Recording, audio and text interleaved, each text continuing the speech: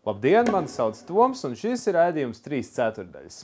Šodien raidījumā par pludmales sezonas atklāšanu, bet vispirms nedaudz parunāsim par alpīnismu. Patiesībā jau alpīnisms bija tikai viena daļa no šī pasākuma. Centrālais temats ir pulmonālās hipertensijas diena, ko katru gadu atzīmē maijā, bet kas tad īsti ir pulmonālā hipertensija? Plaušu hipertenzija, tas nozīmē, ka cilvēkam plaušās ir palielināts asinsspiediens. Nevis tas spiediens, ko var izmērīt uz rokas, ko normāli mēs ikdienā varam noteikt tā vienkārši, bet plaušās, un to tik vienkārši pamērīt nevar. Tur vajag speciāls metods. Un šīs slimības gadījumā spiediens aug plaušās, un ja to neārstē, tā prognoze ir ļoti slikta. Cilvēks nomirs 2-3 gadu laikā. Bet mūsdienās ir iespējamas katrai formai savas ārstēšanas metodes. Vieniem ir operācija vajadzīga, dažiem ir vajadzīgas zāles, dažos gadījumos plaušu transplantācija, kāda mums jau ir bijusi vienai pacientei. Un dažos gadījumos mēs šo slimību varam izārstēt pilnībā. Droši vien daudzi no mūsu skatītājiem ir dzirdējuši un atceras gadījumu, kad par ziedotāju līdzekļiem Zanei tika veikta plaušu transplantācija. Tad, lūk, viņai bija šī diagnoze – plaušu hipertensija.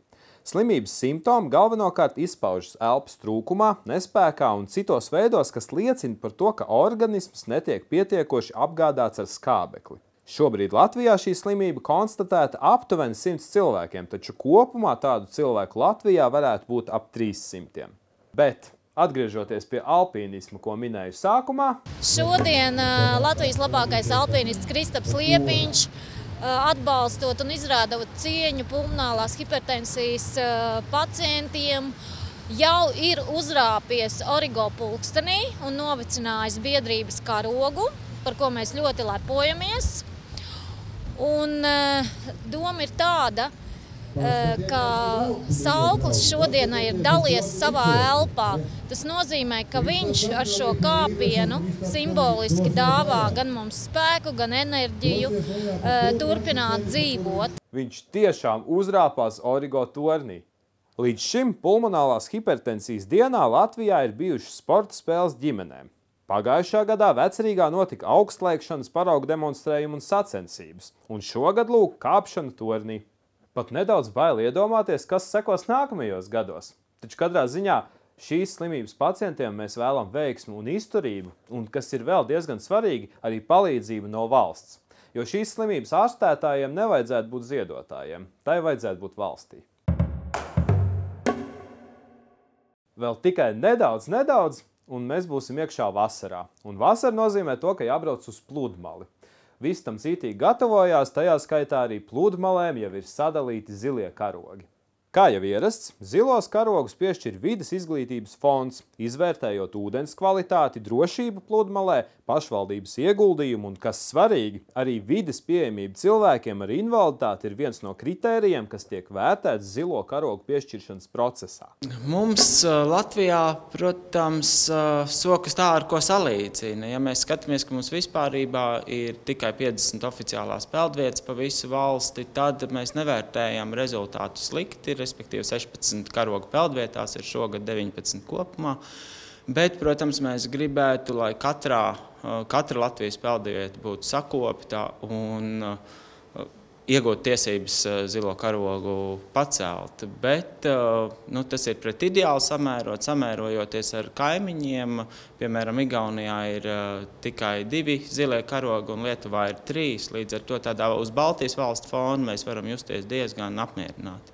Tātad kopumā Latvijā ir 50 peldvietas, no kurām 16 šogad plīvos zilie karogi. Mūs, protams, interesē, vai tiešām visās 16 tiks nodrošināta vides pieejamība, jo, piemēram, Rietuma Eiropas valstīs, piešķirot zilos karogus, vides pieejamība ir viens no galvenajiem nosacījumiem.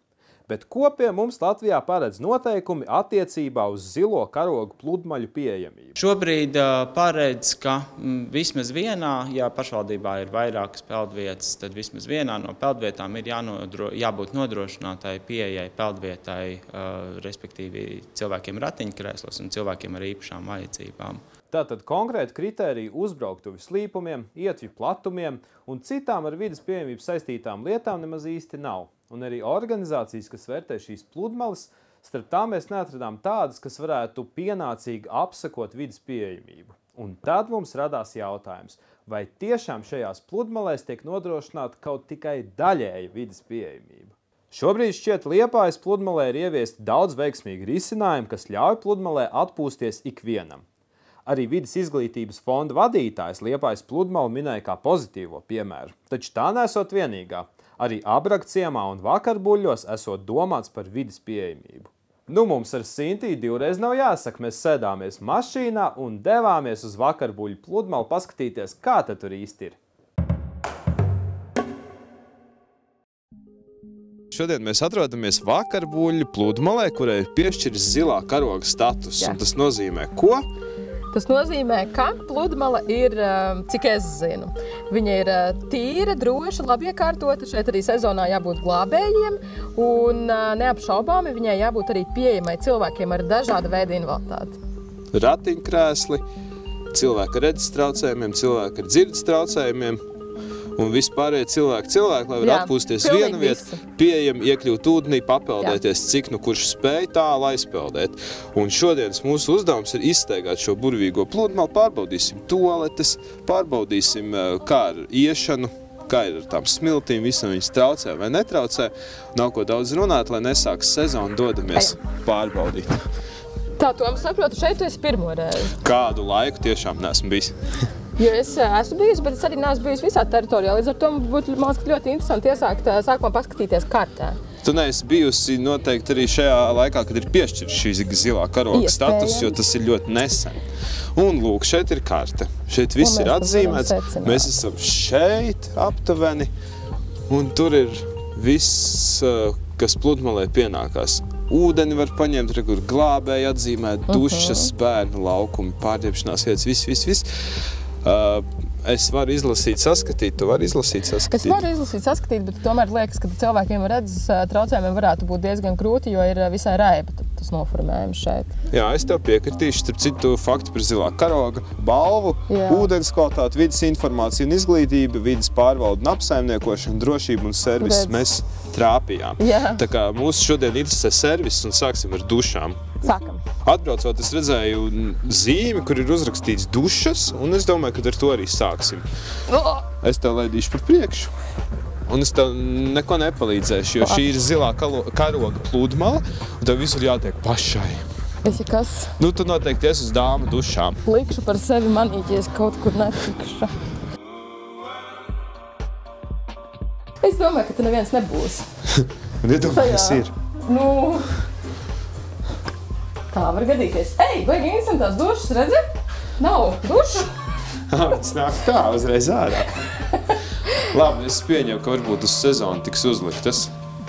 Iespējams, bet pieejams viņas nav. Un te ir tāda interesanta vietiņa. Nu, vismaz šīs, bet pēc kartes izskaties, ka patiesībā ir arī vēl. Tā kā skatīsimies, kas tur tālāk pie jūras būs, bet šīs noteikti nav pieejamas. Tāpēc, ka tas pakāpiens lejā? Pakāpiens vieta pa mazu, plus vēl arī vajadzētu būt vietai, kur pārsēsties.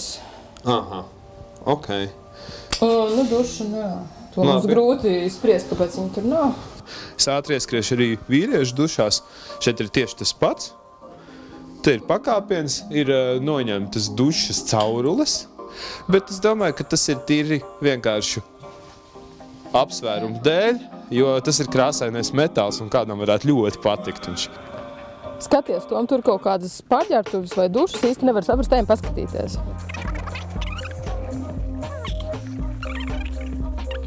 Šeit tagad mīsterī nevar tikt. Tā nav duša. Tā nav duša. Tā ir pārģērbtuve nepieejama. Cerams, vēl joprojām viss var cerības uz jūras krasta. Ejam.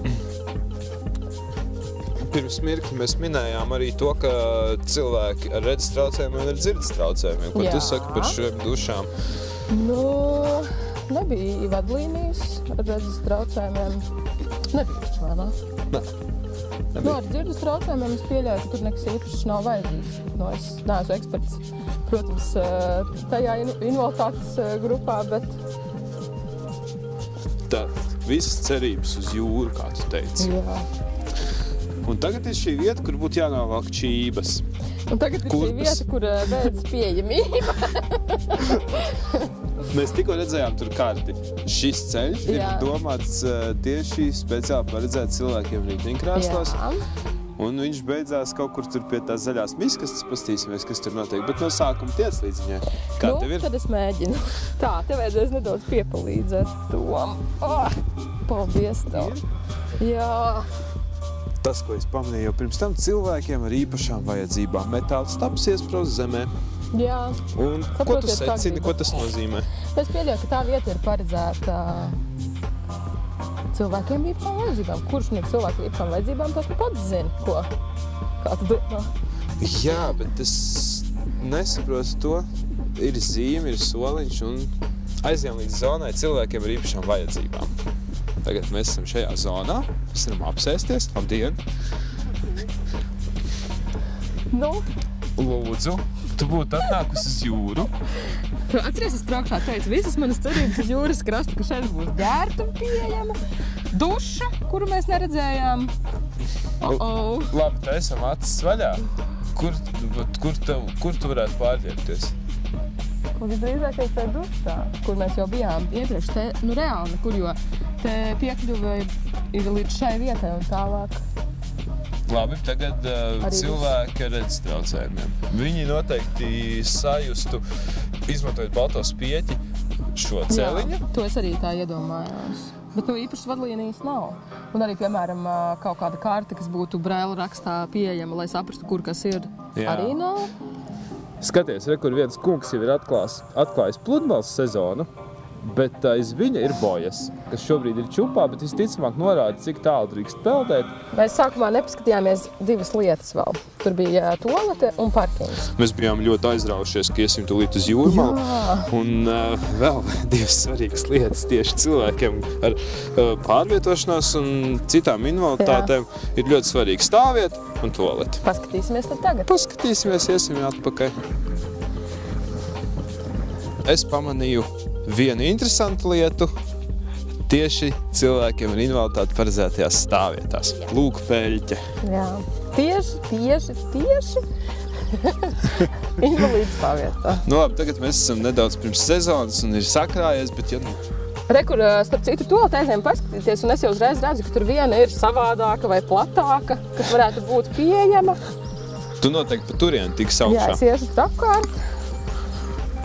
Nu, es ļaušu tev rīkoties. Nu. Savādāk jau nebūs tas. Kāpēc man bail? Kāpēc tev bail? Man tur kāds guļ iekšā. Neguļ. Pat tīra tualeta. Lūdzu. Šādus esmu redzējis festivālos. Vietu kā pietiekoši. Margas vai balsti ir kaut kāda savu veida interpretācija. Viņus par noturēt var cilvēks? Var pamēģināt. Nē, nevar būt, ka var, bet visa siena kustās. Kā jau izturīgi diezgan. Tūs papīrs nav, rokas, kur nomazgāt nav. Zini, man dažreiz liekas, ka apmeklējot kādu vietu, mēs baigi daudz visur piesienamies, jo piesieties vienmēr ir ļoti vienkārši un var atrast kam. Jā. Bet no otras puses šajā pludmalē tiešām ir ļoti daudz norādes. Cilvēki tiek aicināti nepiemēslot, un tur ir tas, var saldējumu kokteili dabūt un uzkodas visādas.